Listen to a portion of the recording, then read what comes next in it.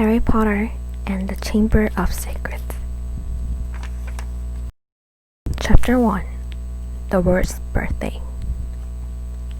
Not for the first time, an argument had broken out over breakfast at number 4, Privet Drive.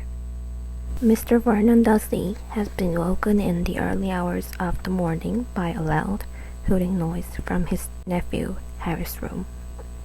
Third time this week, he rolled across the table. If you can't control that owl, it'll have to go. Harry tried, yet again, to explain. She's bored, he said. She's used to flying around outside. If I could just let her out at night. Do I look stupid? Snarled Uncle Vernon, a bit of fried egg dangling from his boozy mustache. I know what'll happen if that owl's let out. He exchanged dark looks with his wife, Petunia. Harry tried to argue back, but his words were drowned by a long, loud belch from the Dursley son, Dudley. I want more bacon. There's more in the frying pan, sweet thumbs, said Aunt Petunia, turning misty eyes on her massive son. We must build you up while we've got the chance. I don't like the sound of this school food. Nonsense, Petunia. I never went hungry when I was at Smeltings, said Uncle Vernon heartily. Dudley gets enough, don't you, son? Dudley, who was so large his bottom drooped over either side of the kitchen chair, grinned and turned to Harry. Pass the frying pan. You've forgotten the magic word, said Harry irritably. The effect of this simple sentence on the rest of the family was incredible. Dudley gasped and fell off his chair with a crash that shook the whole kitchen. Mrs. Dursley gave a small scream and clapped her hands to her mouth. Mr. Dursley jumped to his feet, veins throbbing in his temples. I meant please, said Harry quickly. I didn't mean... What have I told you? Thundered his uncle, sprang his feet over the table. About saying the M word in our house. But How dare you threaten Dudley? Roared Uncle Vernon, pounding the table with his fist. I warned you. I will not tolerate mention of your abnormality under this roof. Harry stared from his purple-faced uncle to his pale aunt, who was trying to heave Dudley to his feet. All right, said Harry. All right. Uncle Vernon sat back down, breathing like a winded rhinoceros, and watching Harry closely out of the corners of his small, sharp eyes. Ever since Harry had come home for the summer holidays, Uncle Vernon had been treating him like a bomb that might go off at any moment, because Harry Potter wasn't a normal boy. As a matter of fact, he was as not normal as it is possible to be. Harry Potter was a wizard fresh from his first year at Hogwarts, School of Witchcraft and Wizardry.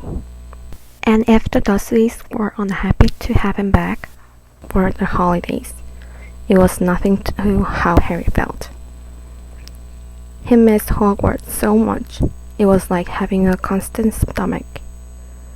He missed the castle, with its secret passageways and ghosts, his classes, though perhaps not Snape, the potions master, the mail arriving by owl, eating banquets in the Great Hall, sleeping in his four-poster bed in the Tower dormitory, visiting the gamekeeper, Hagrid, in his cabin next to the Forbidden Forest in the grounds, and especially Quidditch, the most popular sport in the wizarding world. 6 tall goalposts, 4 flying balls, and 14 players on broomsticks. All Harry's spellbooks, his wand, robes, cauldron, and top-of-the-line Nimbus 2000 broomstick had been locked in a cupboard under the stairs by Uncle Vernon the instant Harry had come home. What did the Dursleys care if Harry lost his place on the house Quidditch team because he hadn't practiced all summer? What was it to Dursleys if Harry went back to school without any of his homework done? The Dursleys were what wizards call muggles, not a drop of magic blood in their veins. And as far as they were concerned, having a wizard in his family was a matter of the deepest shame. Uncle Vernon had been padlocked, Harry's owl, Hedwig, inside her cage, to stop her from carrying messages to anyone in the wizarding world. Harry looked nothing like the rest of the family. Uncle Vernon was large and necklaced, with an enormous black mustache, and Petunia was horse-faced and bony. Dudley was blonde, pink, and porky. Harry, on the other hand, was small and skinny, with brilliant green eyes and jet black hair that was always untidy. He wore round glasses, and on his forehead was a thin, lightning-shaped scar. It was this scar that made Harry so particularly unusual, even for a wizard. This scar was the only hint of Harry's very mysterious past, of the reason he had been left on Dursley's doorstep 11 years before.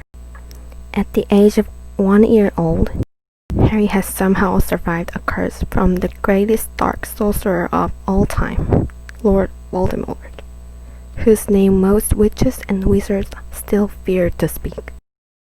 Harry's parents had died in Voldemort's attack, but Harry had escaped with his lightning scar, and somehow, nobody understood why Voldemort's power had been destroyed the instant he had failed to kill Harry.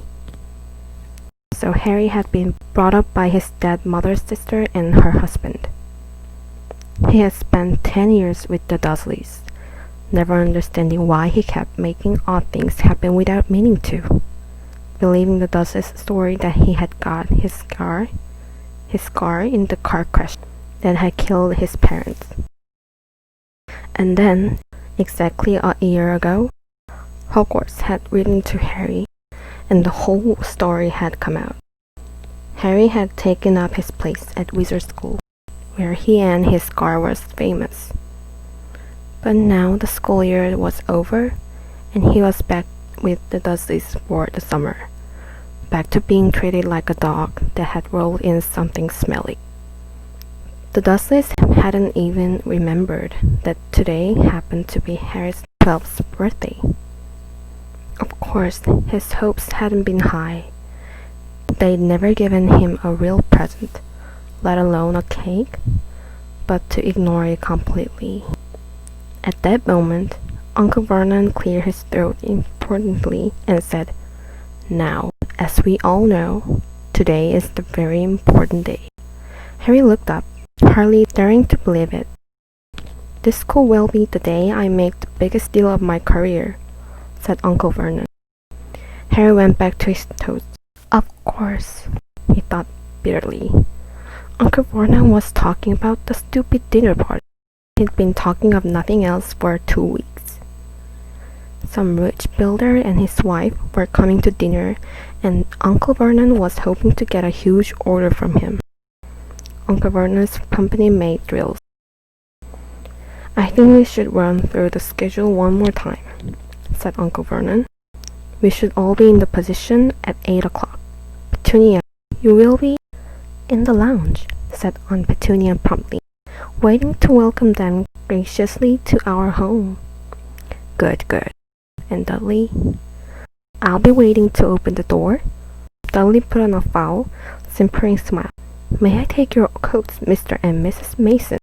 "They'll love him," cried Aunt Petunia rapturously.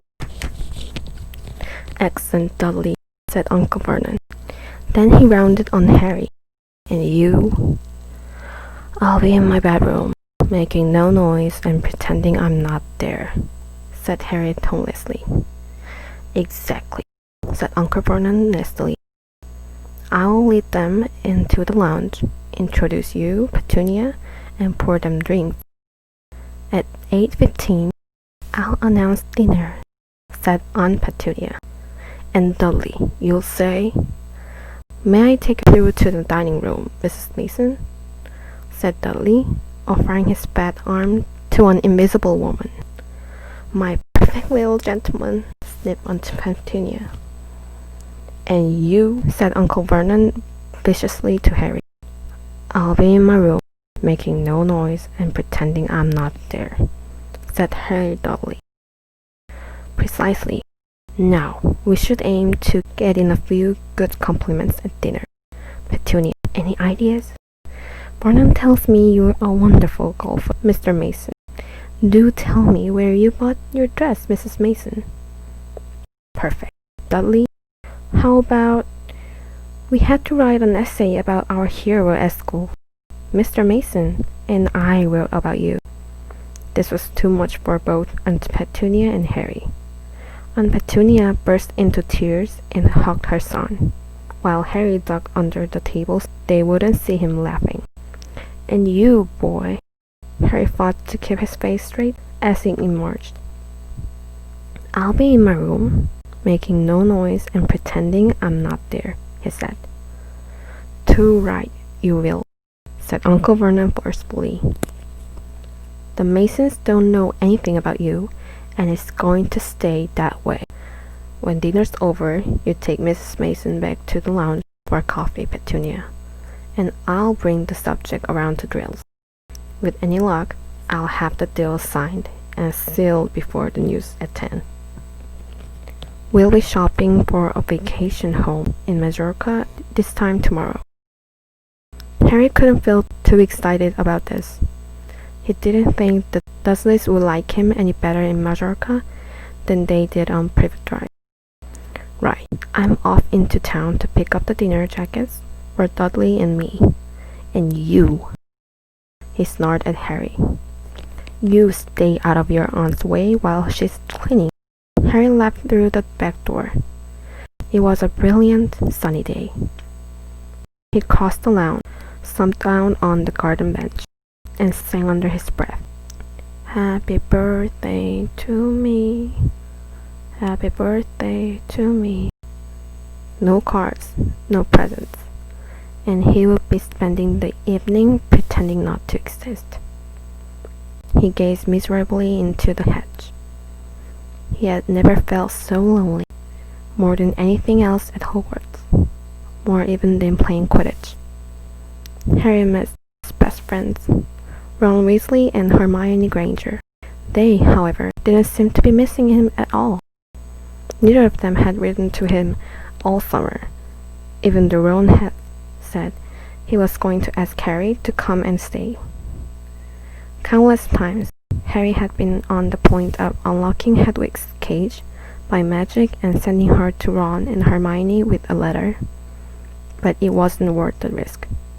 Underage wizards weren't allowed to use magic outside of school. Harry hadn't told the Dursleys this. He knew it was only their terror that he might turn them all into dung beetles that stopped them from locking him in the cupboard under the stairs with his wand and broomstick. For the first couple of weeks back, Harry had enjoyed muttering nonsense words under his breath and watching Dudley tearing out of the room as fast as his fat legs would carry him. But the long silence from Ron and Hermione had made Harry feel so cut off from the magical world that even taunting Dudley had lost its appeal. And now, Ron and Hermione had forgotten his birthday. What wouldn't he give now for a message from Hogwarts? From any witch or wizard. He'd almost be glad of a sight of his arch-enemy, Draco Malfoy, just to be sure it hadn't all been a dream. Not that his whole year at Hogwarts had been fun. At the very end of the last term, Harry had come face to face with none other than Lord Voldemort himself. Voldemort might be a ruin of his former self, but he was still terrifying, still cunning, still determined to regain power. Harry had slipped through Voldemort's clutches for a second time, but it had been a narrow escape, and even now, weeks later, Harry kept waking in the night, drenched in cold sweat, wondering where Voldemort was now, remembering his livid face, his wide, mad eyes. Harry suddenly set bolt upright on the garden bench. He had been staring absent-mindedly into the hedge, and the hedge was staring back. Two enormous green eyes had appeared among the leaves. Harry jumped to his feet, just as a jeering voice floated across the lawn. "I know what day it is," sang Dudley, waddling toward him.